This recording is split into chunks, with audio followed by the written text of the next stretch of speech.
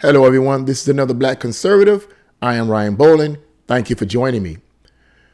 The Supreme Court's overturning of Roe v. Wade was a victory for a significant number of conservatives throughout this country. I was happy about it, as a lot of people were. But I also believe that this overturning of Roe v. Wade was a doorway, or is a doorway, for the initiation of other conservative values, or the opening up of other conservative values. And what do I mean by that? There was a coach that wanted to pray on the 50-yard line, and the Supreme Court ruled in favor of him praying on the 50-yard line. In other words, he was praying over his teammates, something that's been strictly forbidden in a lot of sports and schools. Okay.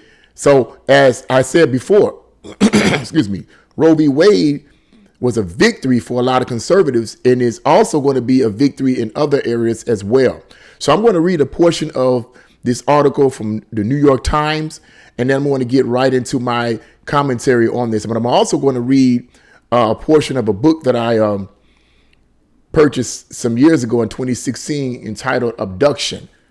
I want to read a quote from that because I want you to get the exact words of the author of that book and what I'm going to try to compare and make a point throughout this video. So let's get right into this.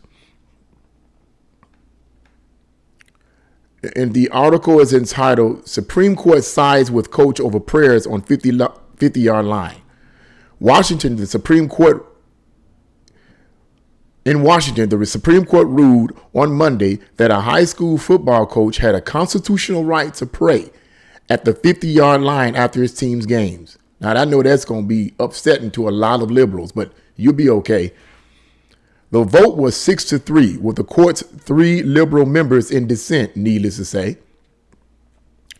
The case pitted the rights of government workers to free speech and the free exercise of their faith against the constitutional prohibition of government endorsement of religion and the ability of public employers to relegate speech in the workplace. The decision was in tension with decades of Supreme Court precedents that forbade pressuring students to participate in religious activities. I'm going to end it right there. You can read the rest of that article in the New York Times, and I'm going to link it in the bottom in the description box below.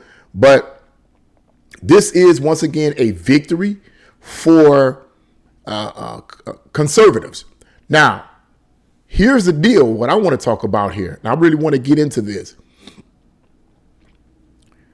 For over 100 years, it was not a problem for teachers and coaches and others, but particularly teachers in the schools, to pray or open up the class with prayer and maybe Bible reading. So it was not a problem.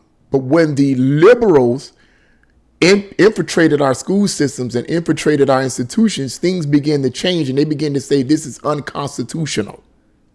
They began to use that clause as this is unconstitutional, and they twisted it to make it to sound like something that it wasn't. Now, my point in this video is not even to go around just clapping my hands over this victory that I see. What I want to do is I want to show a comparison between this fight for a Christian to have prayer on the field and the initiation of other religious belief systems in the school system. Remember now, it's supposed to be a separation of church and state, right? So based on the liberal ideology, prayer was removed out of schools. The teaching of the Bible was removed out of schools. Creation was removed out of schools and replaced by the theory of evolution and moral relativism and humanism, secular humanism. That's what it was replaced by, right? Okay, well, let me read something to you here. Let me show you the clear bias of the liberal front. This is page 86 of this book, written by the author Steve Feazel and Dr. Carol M. Swain. And Dr. Carol M. Swain, some of you may be familiar with her, but she has a PhD in political science. very well known, highly educated African American female. And her books, I have several of her books in there also. Okay. And I want to read a portion of this section here. And I and before, by the way, too, before I read this, I want to lay something out here. This particular section here I'm not teaching Islamophobic. This is not about teaching against Islam or any other religion. I'm trying to prove a point of clear liberal bias here. Okay, so let's make that clear. Here's what he says. History textbooks are not the only ones targeted. By the way, they both wrote this book together. So this is the male. This is the Steve Feazel's commentary. Okay, so let's make that clear. History textbooks are not the only ones targeted by the new morality as they expand their assault on public schools. In California, a textbook title Across the Centuries came with Islam simulation materials. These were needed because the state legislature, required 3 weeks of Islamic studies for 7th graders. Sorry, Christianity and Judaism, you didn't make the cut. Think about that. These were needed because the state legislature required, according to his words now, required 3 weeks of Islamic studies for 7th graders. Now, it's going to get deeper. Okay? Get rid of Christianity, get rid of the Bible, get rid of prayer, but bring in other religions and teach that. You see the clear bias here? Well, let's go on. Is not the point to ban all religions from the public school where tax dollars are at work? The textbook pointed out positive teachings of Islam and contrasted them against Christianity. Meanwhile, it's a safe bet that they didn't print. Well, I won't read that part.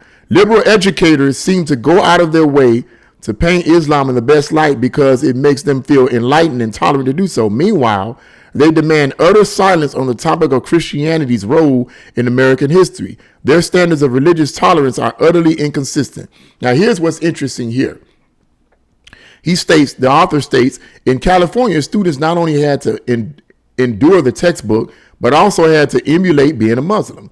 They had to take an Islamic name, pray in the name of Allah, simulate their own jihad, dress in Muslim garb, memorize Islamic prayers, and fast at lunch during Ramadan.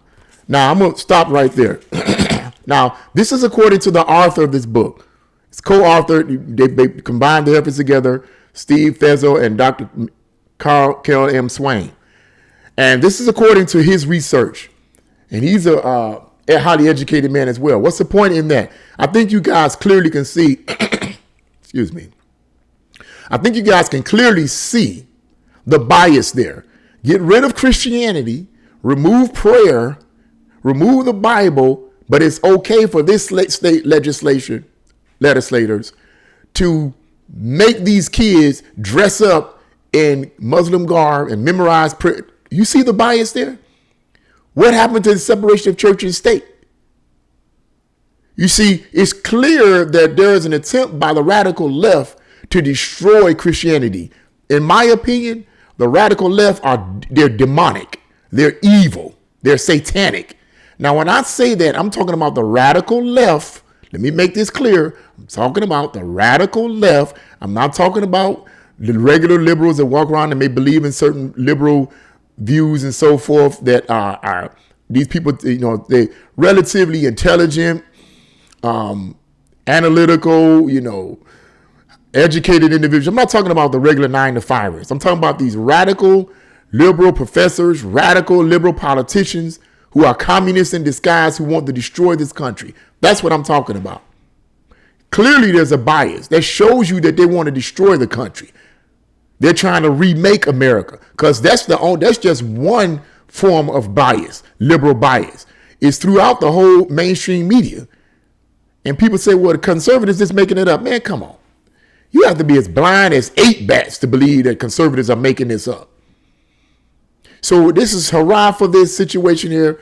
I'm glad. And as I said earlier, I believe that this is a doorway that's going to be open for other conservative viewpoints that I think will be beneficial. It will not hurt anybody. Think about this for a moment.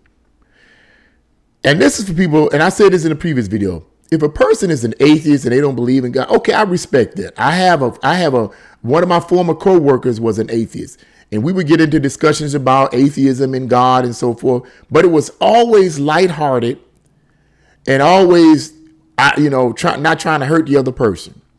I love the guy.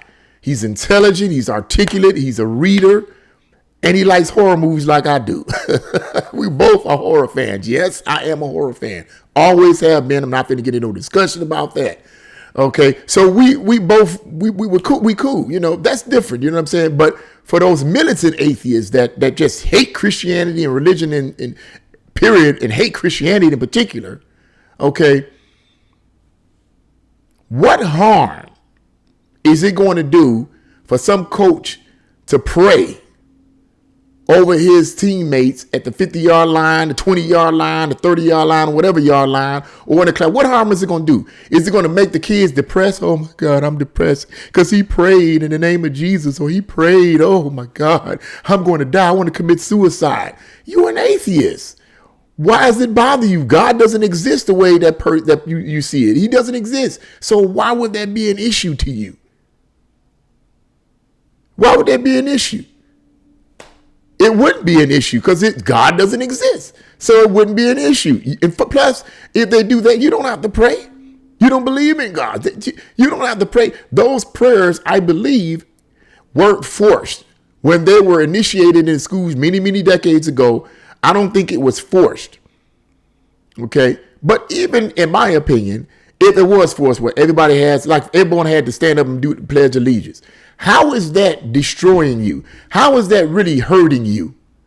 How is that psychologically hurting you? Give me some examples how they just mess people up when the teachers back in the days said, let's just have a word of prayer. How is that really having a psychological effect on you to the point where it just damaged you? I'm pretty sure none whatsoever. So that's my point I wanted to make on here. There's a clear bias here between this this coach here. Thank God that the Supreme Court ruled in favor of this, and the information I just read to you from that author. Okay, a clear bias. But what do you guys think about this? I'm all in support of this. I'm thankful for this, the Supreme Court ruling for this. I hope more doors are open for conservative values. What do you guys think about this? Leave your comments in the comment section below. Like, share, and subscribe to this channel. God bless you all, and see you again on another Black Conservative.